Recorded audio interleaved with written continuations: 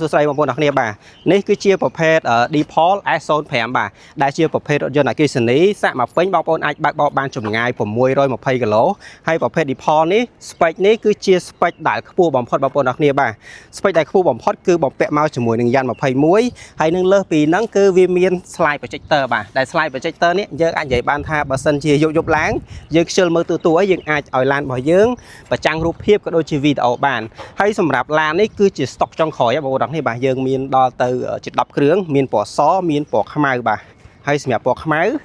គឺកាចមែនតើបងប្អូននេះបាទអញ្ចឹងសម្រាប់ interior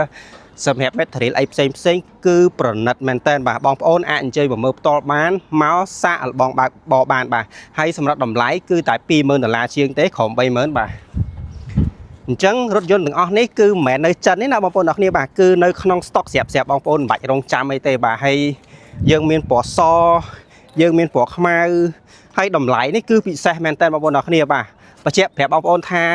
ចាប់ពីត្រឹមខែ6ហ្នឹងទៅគឺលែងមានខាងណាយកចូលទៀតហើយបាទជាប់ license អស់ហើយអញ្ចឹងបើសិនជាបងប្អូនចង់បានប្រភេទរថយន្តស្អាតបាទរៀបចំឲ្យស្អាតមានការធានាត្រឹមត្រូវមានការថែមជូនពិសេសមាន promotion តម្លៃល្អបងប្អូនអាចតាក់ទងមកបានបាទ